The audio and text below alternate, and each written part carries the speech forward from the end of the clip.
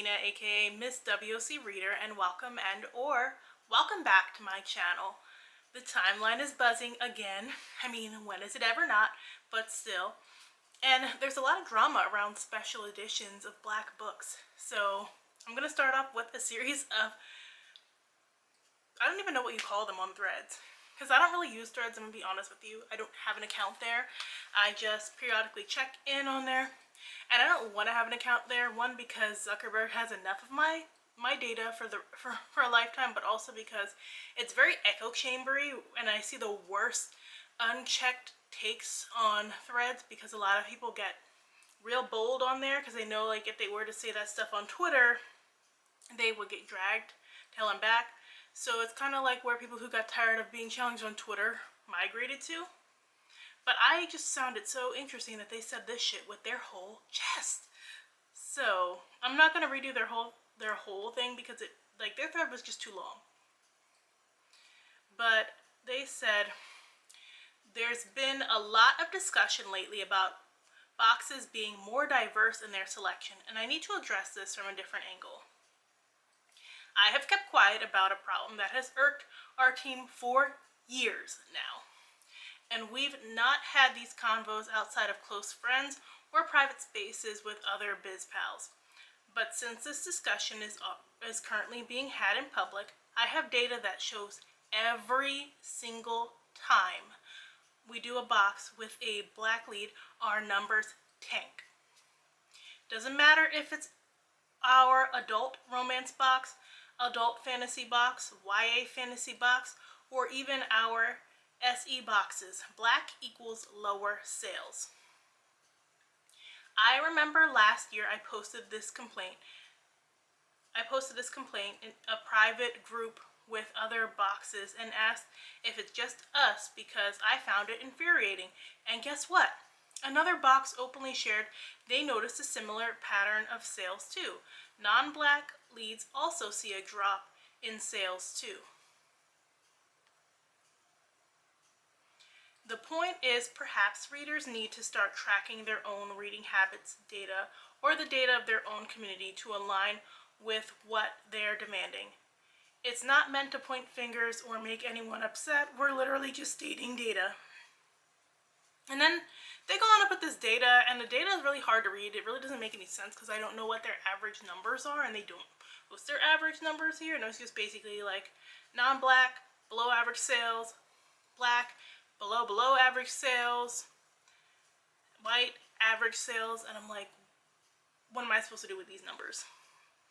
But of course, the timeline lost their frickin' minds, and everybody is going in on this. Like, how could you say Black books don't sell with your whole chest? But like, that's what we've been hearing for years. Since I've got to the book community in 2019, it's been Black books don't sell, Black books don't sell, which we all know is not a lie. The bigger issue is that there's not enough marketing ever put into Black books, because when you do have publisher support behind them, those are the books that we actually do know and recognize and see everywhere. And those are the ones that are hitting the list, that are featured like as Amazon editor picks, that are in this like prime shelving space in the stores. Those are the ones that the publisher is really putting money behind. And even then, like, a lot of times for Black authors, you really have to do it yourself. Like, we talk about this a lot in my writing group, but we historically have not had publishers market the way we need them to market. They have not pushed our books, so it's really up to us to get our word out there to our community. And a lot of authors struggle with that because they don't know how to speak to people. They don't know how to describe their book to people. They're not sure what to say or how to reach out to the community of Black readers that they need to reach out to. And then there's this like misconception that Black readers won't ever buy books, when we know that for most Black books, Black readers are the majority of the buyers. And I mean, there's some who definitely aren't writing to Black readers, but that's a different discussion. For me, the special edition conversation has been interesting because I feel like it's missing some key points. So I don't know how Fox and Wit does theirs. Like, I think they do tell you what book you're getting in advance, which is great. But I tend to find that a lot of these book boxes, you either don't know what book you're getting in advance, or you do, but you have had to have signed up on the wait list months before to be able to get a chance to get that book for that month. Like, I used to do Fake Rate at the time. You could drop and then sub and then drop and sub all the time easily when I used to do it. And I used to only just like sub quick for some black books and then unsub. But then even that became hard. Now they have a wait list, so you really can't do that. But even then, I started to get frustrated and stopped doing that because I would sub for a black special edition that they had announced, and then the special edition would be subpar. Like, it would literally just be the cover in a different color and maybe sprayed edges, not always, and like plain sprayed edges at that. And we are in a time where book prices are increasing a lot. So if I'm paying money for a hardcover book, and special editions are usually a lot more, like to double the price that I would normally pay for books, I need that special edition to have the works. I really do. I can't just pay for like the same cover, but instead of being green, it's purple or some nonsense like that. Like right here, I have the last special edition I paid for. I didn't actually buy it through the company directly.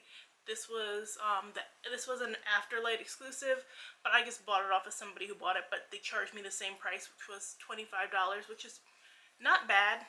A lot more than I would spend. Definitely more than the paperback edition, and I had a copy of the paperback edition. Like, I didn't even have to pay for that because the publisher had comped me for it. But I so love this book and I so enjoyed it that I was willing to pay the price for the fancy edition. And yes, they have like the recolored cover and like the sprayed edges, and these are cute, but this wasn't like my big selling point. Like, it was everything coming together. Like, they have the cute etching on it and the end papers, which they did 2 sets of really pretty end papers, and it's a hardcover edition, so it's a nice and durable edition, whereas mine was paperback, because that's normally how the romance books are done, in paperback. So for me, like, a special edition does have to have some extra perks, and like I said, it has to be more than just the sprayed edges, because even if it's just like edges that just matched like the front cover, that's not that impressive to me to spend double the amount of money that I would normally buy for a book. Like, a lot of times when we're talking about fantasy special editions, like fantasy books are getting like up to $30 just for a regular hardcover now. Then you throw on top the special edition and it's $50. I'm not just dropping $50 just for some sprayed edges but the same cover. Like, at that point, give me a total redesign, reimagined cover. Do something really interesting with it. Especially because, like I said, the hardcover price is going up so much. Like, I have this one. I did not buy this. This one was gifted to me. Just want to make you aware of that. This one is Summer on Beach by Sunny Huston. Or Summer on Highland Beach. And they already have the fancy end pages, because a lot of publishers are already including that. So like, we have the fancy end pages on the front and the back here, and the book is $30 just like at regular retail. So that's what I'm saying. Like, I like that a lot of publishers are putting like the fancier end pages, or like they're just spraying the edges automatically, because honestly, if you're going to charge that much money for the hardcover, I need it to look a lot better. Because I'm not trying to come off money easily. So when I think of these special editions, like if we're already getting like books with fancy edges as the regular edition, I need you to really step your game up. And also the accessibility part. So waiting on the wait list for months in advance. Like with Fairy Loot, you have to put your name on the wait list, and then you never know what month you're gonna get in. I was on a wait list for Fairy Loot, and then when I got in, I knew the book that month was some white book I didn't want. So I'm not going to sign up and pay money for a book that I don't want in the hopes that, okay, this one month they're gonna have the diverse book that I care about. Books cost too much money to be doing that. And I wish there was an easier way to get these special editions into the hands of Black readers. Because we can't just be signing up for these very white book boxes on the one chance where they actually do have a Black book. And I'm specifically using Black and not BIPOC because people conflate the two.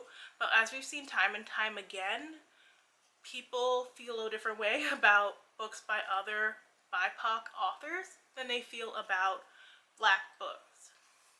Like, you'll probably find people more sooner like reading a sweeping Asian fantasy because it's like exotic to them, where there's this negative mindset about like anything African or Black American, where automatically they hear it and they're just like, no, because of like the negative imagery they have in their head about us and the stereotypes. So I wish there was a book box that like would do special editions for books, but after they release. Because again, we're paying so much money for books lately, a lot of people don't want to immediately jump into buying a debut special edition, because what if you hate the book because you're not familiar with this author's writing?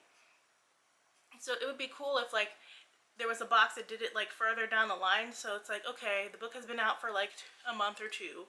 Now let's put out a special edition for the people who really want that book, and not make them like jump through hoops to have to sign up for it.